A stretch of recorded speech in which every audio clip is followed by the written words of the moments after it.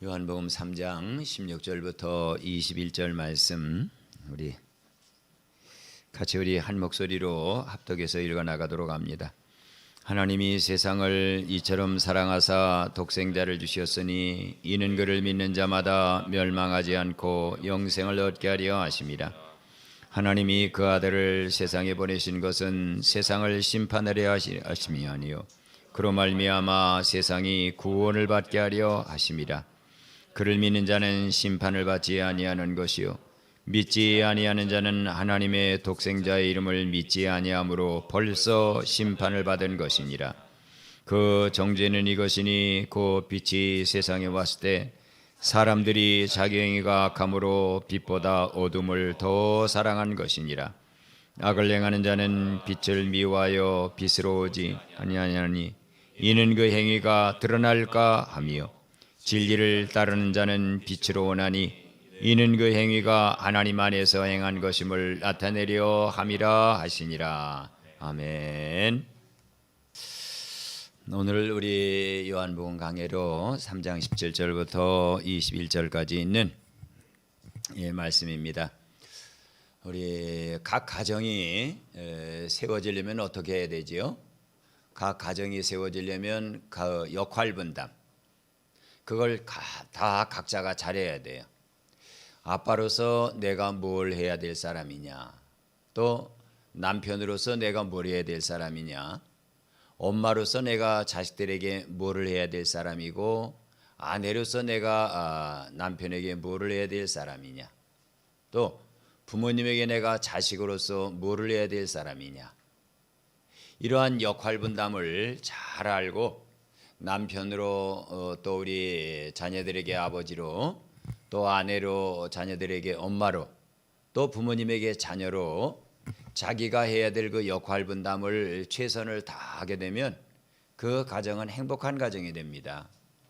그런데 만일 그 역할 분담을 인식을 잘못하게 되면, 예를 들면 아버지가 아버지로서 역할을 해줘야 되고 남편이 남편으로서 역할을 해줘야 되는데 그 역할을 하지 못하게 되면 그 가정의 어느 구석에선가 문제가 생기기 시작하죠. 그리고 나중에 그 문제가 그 아버지 남편 하나의 문제만이 아니라 가족 전체의 삶을 뒤흔들게 되는 문제가 되는 겁니다. 그렇죠? 이런 것처럼 우리의 영혼도 마찬가지죠. 우리와 하나님과의 사이에는 아버지와 자녀의 관계입니다. 그러면 하나님이 우리를 위해 해주셔야 될 역할이 있고 우리가 하나님의 자녀로 해야 될 역할 분담이 있다는 거예요. 그런데 오늘 이 사도 요한은 그렇게 얘기를 하고 있어요. 하나님이 세상을 이처럼 사랑하사 독생자를 주셨으니 이는 그를 믿는 자마다 멸망치 않고 영생을 얻게 하려 함이라 그랬어요. 이게 무슨 얘기냐면 아담과 이브가 에덴 동산에서 죄를 범하고 그 에덴 동산을 쫓겨나게 되잖아요.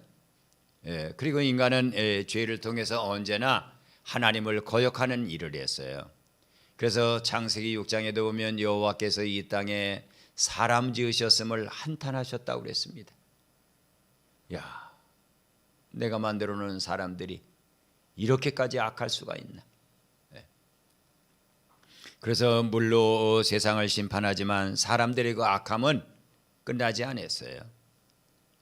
소돔과 고모라에 불을 내렸지만 그 불비를 통해서 심판을 받았음에도 불구하고 사람들은 전혀 달라지지 않았어요.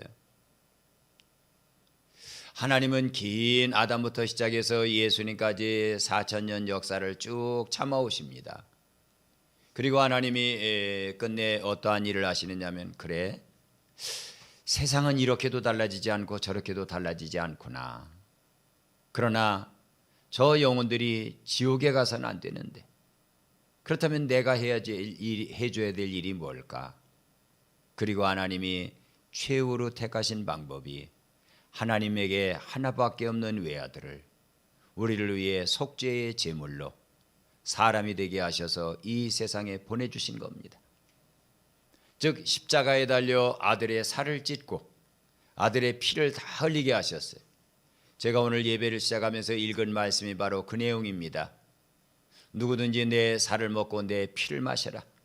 그러면 내가 아버지로 말미암아 사는 것 같이 나를 믿는 그 사람도 나로 말미암아 살리라.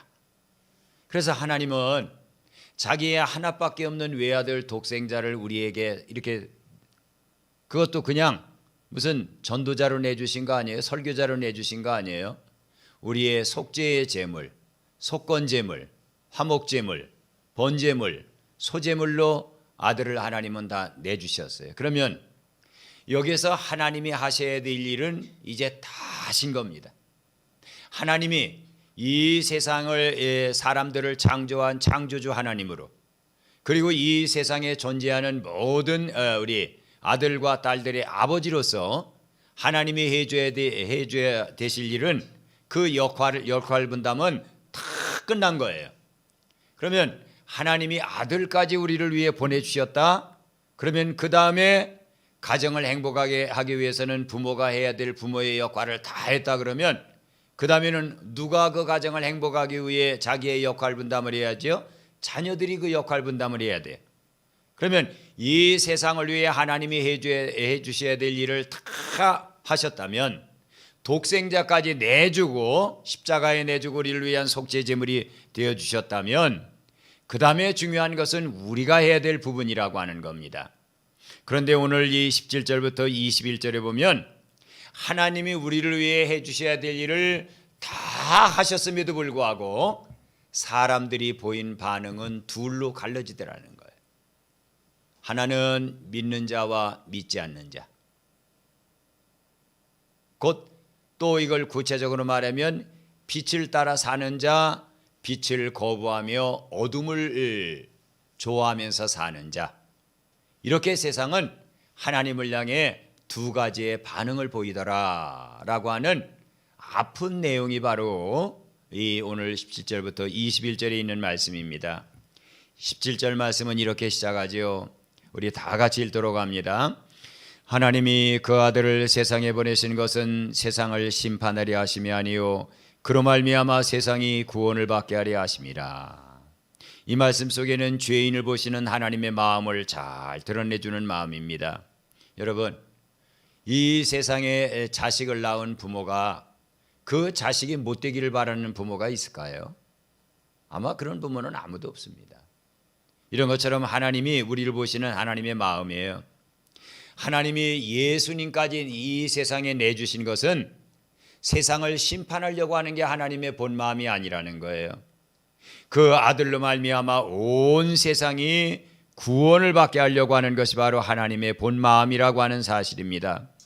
그래서 에스겔 33장 11절 말씀에 보면 너는 그들에게 말하라 주 여호와의 말씀이니라 나의 삶을 두고 맹세하노니 나는 악인이 죽는 것을 기뻐하지 아니하고 악인이 그의 길에서 돌이켜 떠나 사는 것을 기뻐하노라. 이스라엘 족속아 돌이키고 돌이키라. 너희 악한 길에서 떠나라. 어찌하여 죽고자 하느냐 하시니라. 그랬어요. 하나님의 본 마음은 이스라엘 백성들이 하나님을 등진 채 우상을 섬기다가 그 하나님의 심판을 받고 멸망으로 가는 건 내가 이거 전혀 원하는 바가 아니라는 거예요. 그래서 너희가 돌이키고 돌이키라는 거예요.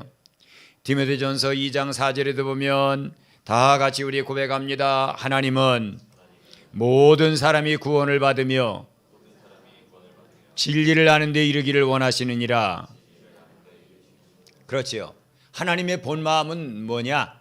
이 세상에 그 어떤 사람 한 명도 지옥 가기를 원치 않는다는 거.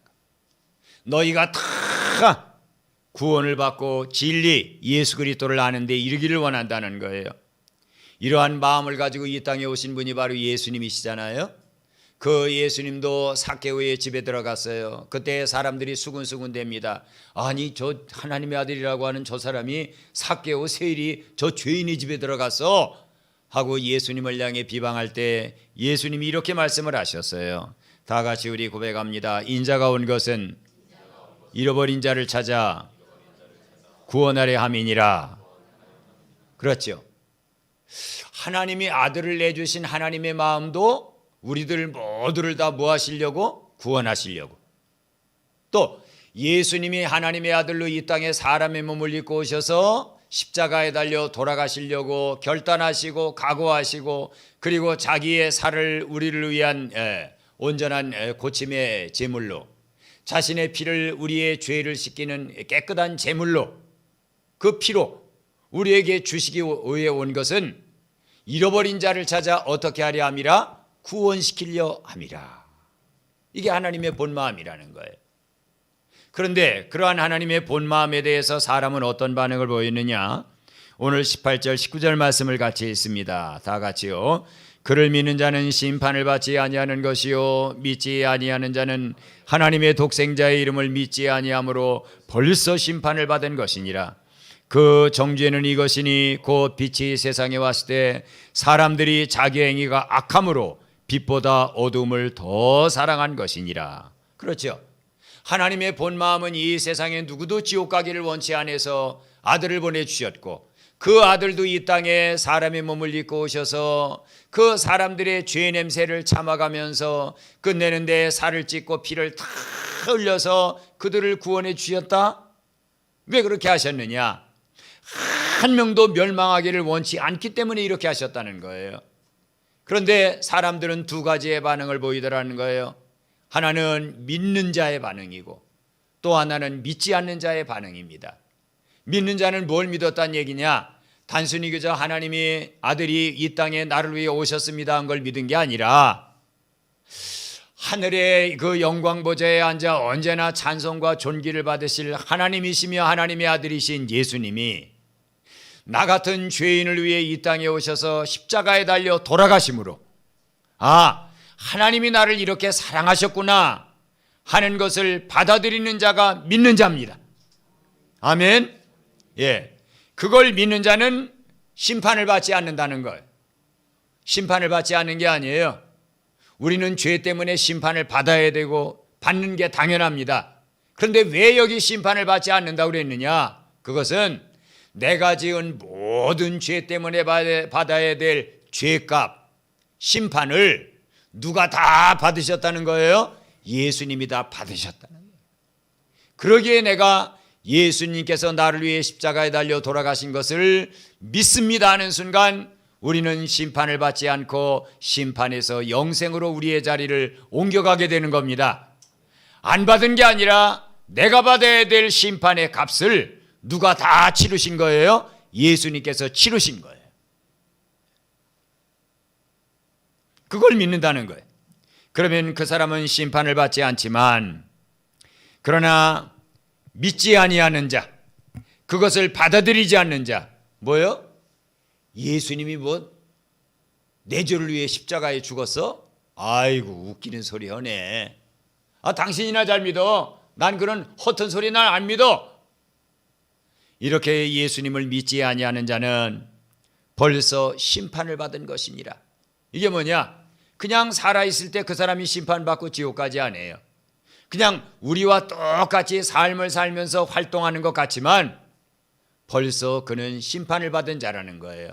무슨 얘기냐면 하나님께서 그의 죄에 대해서 받아야 될 모든 죄값을 그 사람은 예수님에게 전가시키고 예수님으로 해결받고 사는 게 아니라 자신의 몸 안에 자신의 죄값을 차곡차곡 쌓아가면서 사는 자입니다.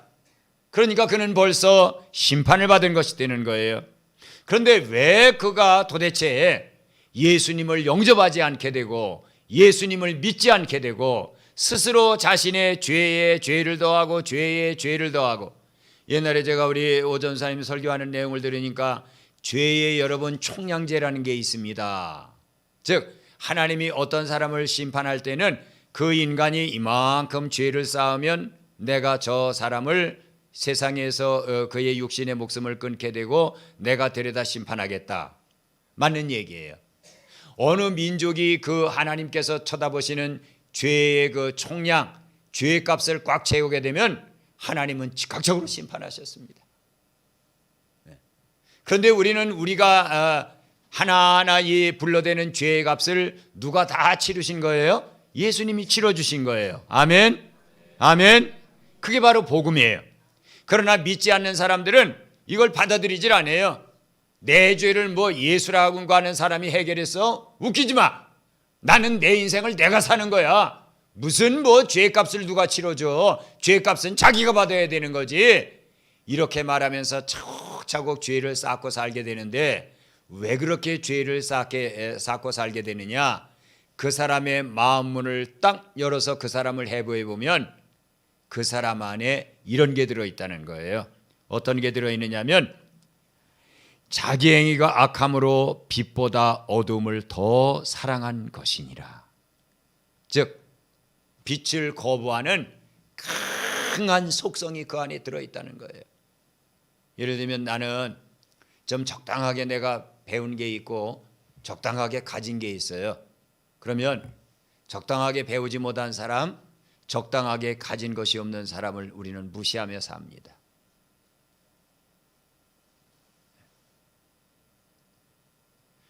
이게 미스터 피자 사장만의 일이 아니에요. 대한항공의 사장의 딸들의 이야기만이 아닙니다. 여러분, 우리도 한 100억 정도 재산을 가져보세요. 그리고 최고의 학부에서 최고의 학문을 배웠다고 생각을 해보세요. 어떠한 사람이 모르는 얘기를 막 하게 되면 우리는 어떻게 얘기합니까? 야, 그 무식한 소리 좀 그만해. 그런 얘기를 하려면 알고 좀 해. 우리는 그 조그마한 지식으로 안다는 걸 가지고 어떻게 얘기합니까? 어떤 사람이 야, 그 이스라엘 사람들이 팔레스타인 하마스 막 잘 죽인다. 아니면 하마스 사람들이 이스라엘 백성들 막 로켓탄을 날려가지고 잘 죽인다. 야, 잘 죽여. 그러면 우리는 뭐라고 얘기합니까? 그 알고 얘기를 해. 모르면 입 다물고 가만히 있어. 나는 네가 아는 것보다 조금 더 안다 모른다? 조금 더 안다 모른다? 조금 더 안다는 거예요. 어떤 사람이 얘기를 합니다. 요새 말이야 내가 스트레칭이 심해가지고 내 머리가 지끈지끈 아파. 여러분 벌써 웃잖아. 스트레칭이 아니라 뭐예요? 스트레스. 그러면 픽하고 웃습니다. 스트레칭이 아니야. 스트레스지 스트레스. 그것도 몰라가면서 무슨 얘기를 한다고 그래. 이게 우리의 모습이에요.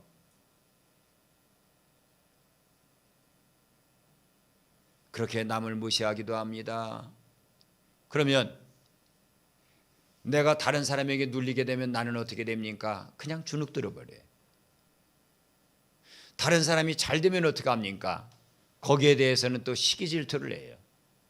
그래서 사촌이 땅을 사면 뭐가 아파? 그 사촌의 배가 아픈 게 아니라 내 배가 아파요. 이건 눈 뜨고 봐줄 수가 없는 거야. 그리고 우리는 우리의 기분에 맞으면 좋다고 얘기합니다. 나는 중국 음식을 싫어해요. 그런데 자꾸 남편이 중국집만 가자고 그래. 그러면 뭐라고 얘기합니까? 아니 세상에 먹을 음식이 짜장면밖에 없어요? 그러면 내가 좋아하는 갈비탕 집으로 간다? 제가 실제로 갈비탕 좋아하지 않아요. 네. 갈비탕 집으로 가자고 얘기한다? 그러면 뭐라고 얘기합니까? 역시 당신은 사람을 알아본다니까. 거기에 포악이 안 올라와요. 그러나 내가 원하는 뜻과 내가 원하는 방향대로 안 하면 그게 쌓여가지고 끝내는 어떻게 올라오게 됩니까? 설거지하다가 막 어떤 때는 분노가 폭발합니다. 어떤 때는 밥을 하다가 막 분노가 폭발해요. 내가 저런 곰탱이 같은 인간을 위해 또 밥을 만들어서 식사를 제공해야 된단 말인가? 이래가면서 마음속에서 막 피스톤이 움직이기 시작해요. 그게 바로 우리예요. 그런데 예수님을 믿는 자와 믿지 않는 자의 차이가 어떤 것이냐? 믿는 자들은 그 예수님이 비춰주는 빛에 의해서 나를 보게 됩니다. 그 차이예요. 나를 보면서 어떻게 해요? 내가 교만했구나. 내가 남편을 향해 애들을 향해서 포악했구나. 내가 내 사촌을 향해 시기 질투했구나. 그러니까 내가 이와 같은 내 못된 마음은 버려야 된다, 버려야 되지 않는다? 버려야 되겠구나. 이게 빛을 따르는 사람이에요. 그런데 어둠을 따르는 사람은 이 빛을 거부합니다. 여러분, 예수님께서 왜 유대의 바리새인이나 서기관이나 사두개인들에게 그 온갖 비방을 받고 끝내는 몰려서 쫓겨 몰려 십자가 언덕에까지 가서 죽어야 되는지 여러분 아십니까? 예수님은 빛이에요. 예수님의 눈빛이 빛입니다. 예수님의 언어가 빛입니다. 예수님의 행동이 빛입니다. 그런데 예수님이 하신 눈빛에 내 눈빛을 비춰보니까 무서워요. 예수님이 하신 말씀에 내 언어를 비춰보니까 정죄를 받게 생겼어요. 예수님이 하시는 행동에 내 행동을 달아보니까 비교가 안 돼요. 그래서 그 빛을 없애버리려고 골고다 언덕까지 몰고 가 죽여버리는 겁니다. 그 얘기를 하는 거예요. 바로 자신들의 행위가 악하기 때문에 악한 사람들끼리 모이지 않습니까? 사기꾼은 사기꾼끼리 모입니다. 도둑질을 하는 사람들은 도둑질하는 사람들끼리 모여요. 포악한 사람들은 포악한 사람끼리 모입니다. 폭력을 쓰는 사람들은 폭력을 쓰는 사람끼리 모여요. 그래서 끝내 뭐를 대적하게 되는 겁니까? 빛을 대적하게 되는 거예요. 바로 그 말씀을 우리에게 들려주고 있어요. 요즘 세대가 어떤 세대입니까? 또한 그들이 마음에 하나님 두기를 싫어하며 하나님께서 그들을 그 상실한 마음대로 내버려 두사 합당하지 못한 일을 하게 하셨으니 곧 모든 불의, 주악, 탐욕, 악의가 가득한 자요 시기, 살인, 분쟁, 사기, 악독이 가득한 자요 수근수근하는 자요 비방하는 자요 하나님께서 미워하는 자요 능욕하는 자요 교만한 자요 자랑하는 자요 악을 도모하는 자요 부모를 거역하는 자요 우매한 자요 배약하는 자요 무정한 자요 무자비한 자라. 그들이 이 같은 일을 행하는 자는 사형에 해당한다고 하나님께서 정하심을 알고도 자기들만 행할 뿐만 아니라 또한 그런 일을 행하는 자들을 옳다 하느니라. 참 여러분, 우리가 살고 있는 세대가 너무너무 무서운 세대입니다. 옛날엔 자식이 부모를 죽였다, 이건 신문에 크게 대서특필날 일이에요. 그러나 지금은 흔한 일이 돼버렸어요.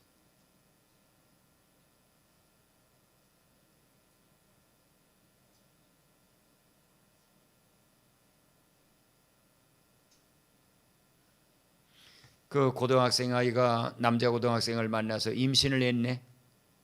이걸 집에 말하지 못하고 자꾸 배가 불러오니까 집을 뛰쳐나왔어요. 그래가지고 그냥 이곳저곳 전전하면서 살다가 애를 낳게 됐네. 모텔 방에 가서 애를 혼자 낳고는 어떻게 했습니까? 그 아이를 유리창 밖으로 던져버렸어요. 이게 지금 우리가 살고 있는 세상의 한 단면입니다.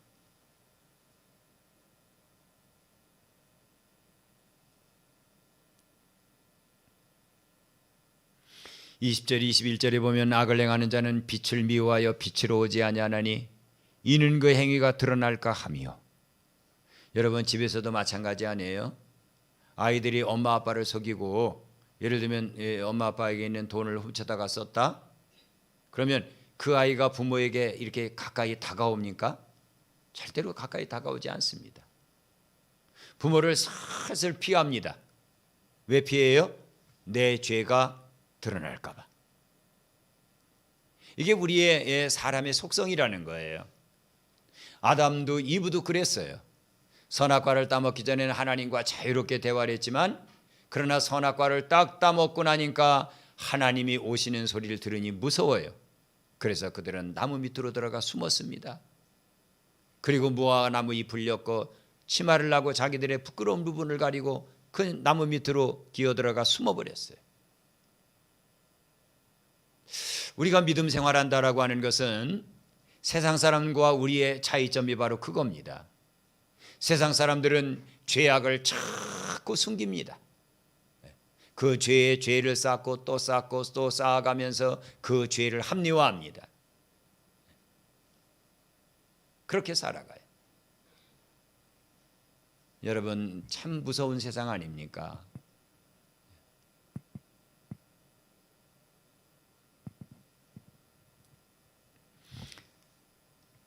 악을 행하는 자는 빛을 따르지 않는다라고 하는 것은 첫째는 빛을 미워한다는 이야기고, 둘째는 빛의 초청을 거부하고 다가오지 않는다라고 하는 거예요.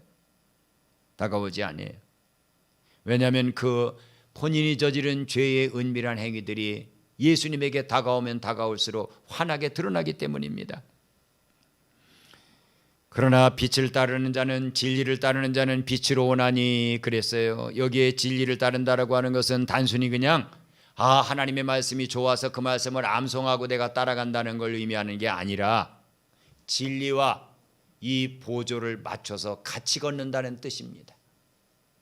즉 하나님이 너 겸손해야 돼 하고 가르쳤을 때 그렇구나 하고는 내게 있는 교만을 회개해서 용서받고, 그 다음에는 겸손과 보조를 맞춰서 걸어간다라는, 너 음란해 하고 하나님이 음란을 지적하셨을 때 그 음란을 회개하고 버리고 순결한 예수 그리스도와 함께 보조를 맞춰서 걸어간다라고 하는 겁니다.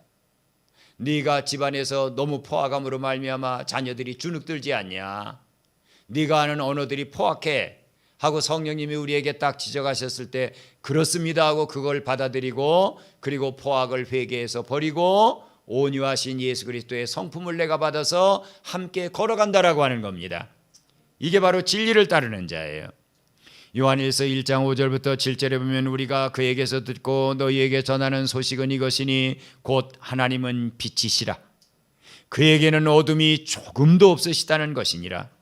만일 우리가 하나님과 사귐이 있다 하고 어둠에 행하면 거짓말을 하고 진리를 행하지 아니함이거니와 그가 빛 가운데 계신 것 같이 우리도 빛 가운데 행하면 우리가 서로 사귐이 있고 그 아들 예수의 피가 우리를 모든 죄에서 깨끗하게 하실 것이요. 이렇게 진리를 따라서 한 발 한 발 예수님과 살아보려고 애쓰는 자는 자꾸 하나님에게 다가간다는 거예요.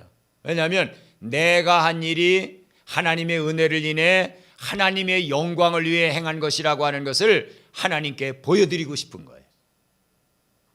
예를 들면 자녀가 돈을 훔쳐다 엉뚱한 데 썼을 때는 슬금슬금 이렇게 피하지만, 그러나 어쩌다가 이렇게 어려운 심부름 같은 거 하나를 잘했어요.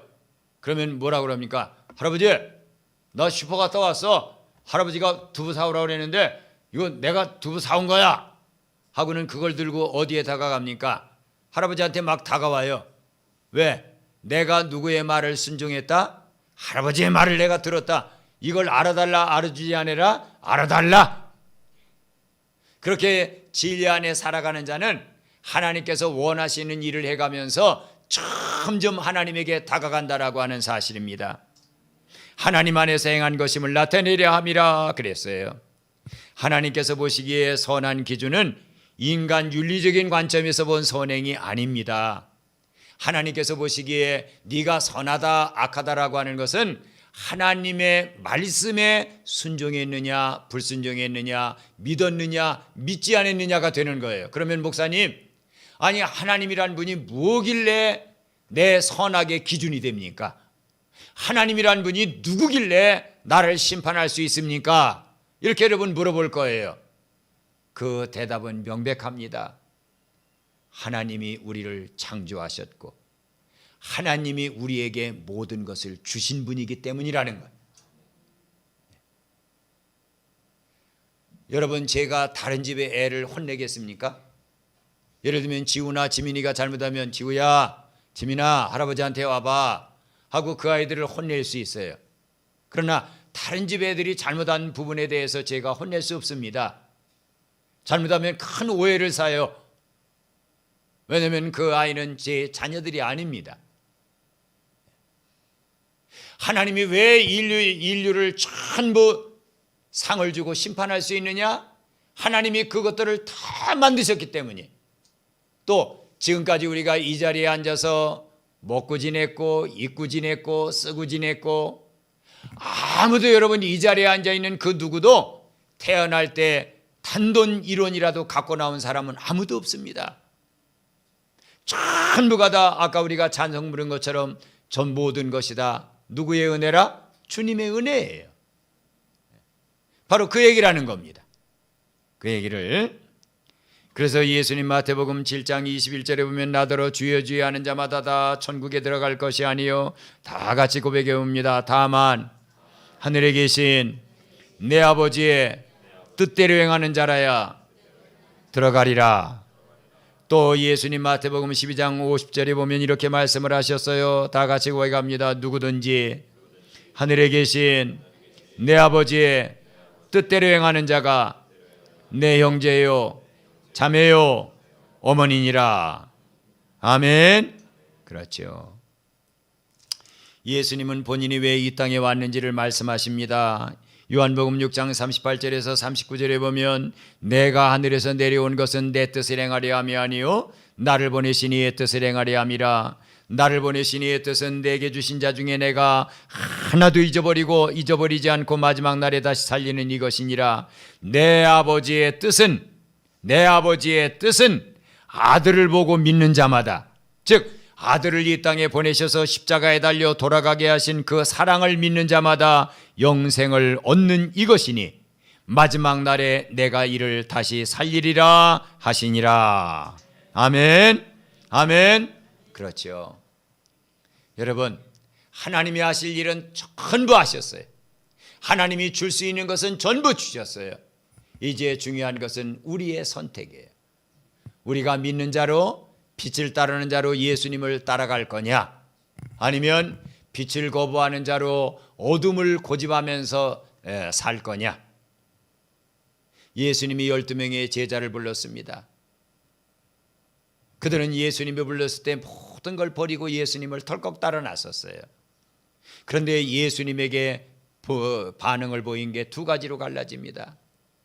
다른 제자들은요, 예수님의 말씀을 비록 온전하게 지킬 수 없어도 그들은 그 말씀에 자기를 계속 비춰보는 겁니다. 내 오른편 뺨을 치거든 왼편을 돌려대라. 저렇게 살 수 있을까? 오리를 가고자 하는 자에게 십리를 동행해라. 그렇게 할 수 있을까? 너희를 핍박하고 너희를 조롱하고 너희를 원수같이 대하는 자들을 위해 기도해라. 그렇게 할 수 있을까? 그러나 예수님이 하신 말씀이야. 우리가 그렇게 하려고 애써야 돼. 따라가야 돼. 하면서 그들은 마치 뱁새가 황새를 쫓아가려고 하다가 가랭이가 찢어지는 것처럼 그렇게 힘들어도 엎어져도 넘어져도 시험 들어도 그들은 또다시 일어나서 예수님을 부지런히 쫓아갔습니다. 그러기에 예수님은 요한복음 15장에서 그런 말씀을 하셔요. 너희는 내가 일러준 말로 이미 깨끗해졌다. 그런데 예수님 거기서 아픈 말씀을 한마디 하십니다. 그러나 너희 모두는 아니니라. 예수님을 따라 나서기는 나섰는데 예수님의 말씀 하나하나가 자기의 그 양심을 막 찔러대는 거야. 그때 가룟 유다는 그걸 포장하고 숨겼습니다. 요한복음 12장에 보면 아픈 사건이 나오죠.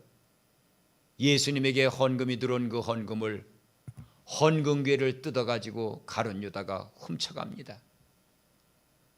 사도 요한은 정확히 기술을 했어요. 저는 도적이라.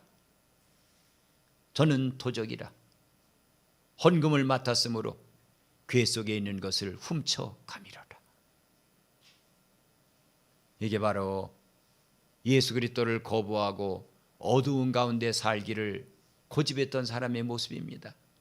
예수님은 가룟 유다를 안타깝게 바라보시면서 말씀하셨어요.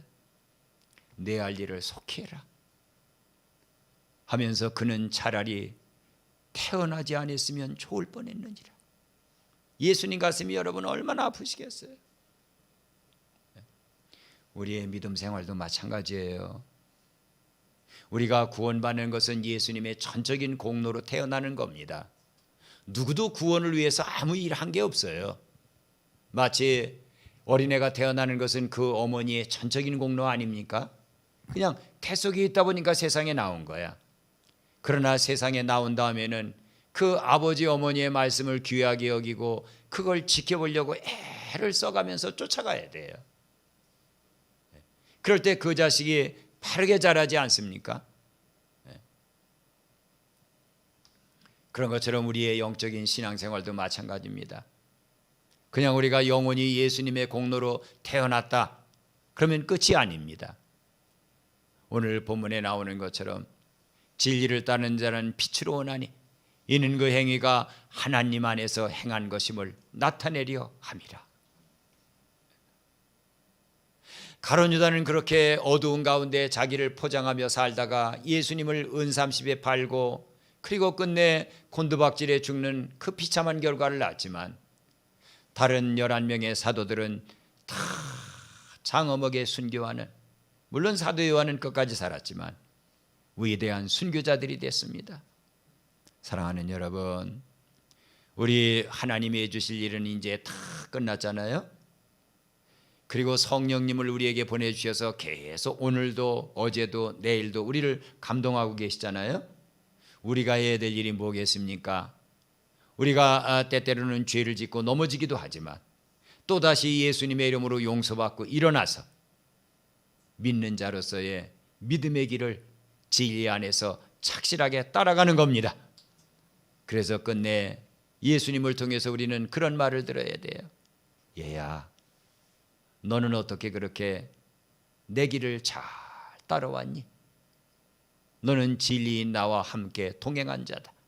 마치 창세기 5장 23절에 나오는 것처럼 에녹이 65세에 무드셀라를 낳고 300년 동안 하나님과 동행하였으며, 그런 것처럼 올 한 해도 세상 사람들은 예수 그리스도를 거부하고 진리를 거부하고 자기들의 죄를 합리화하면서 살아가는 무서운 죄의 소용돌이 속에 살아가지만, 그러나 우리는 진리 대신 예수 그리스도를 꽉 붙잡고 비단에서 살아감으로 말미암아 하나님의 사랑이 더더욱 하루하루 한 주 한 주간 여러분에게 넘치게 체험되기를 예수님의 이름으로 간절히 축원합니다. 아멘.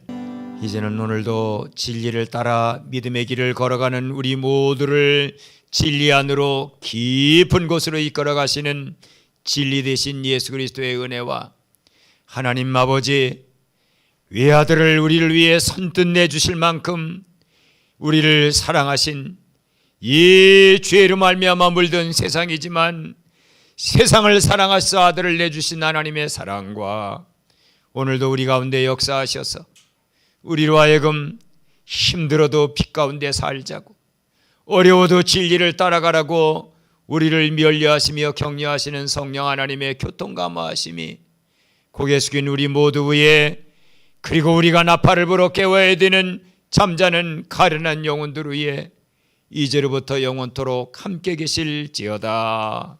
아멘.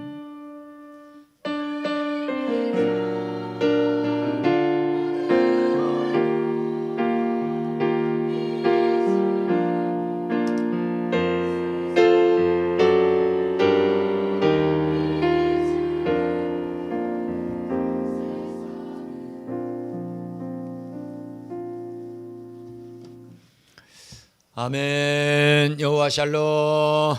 여러분 모두를 축복합니다.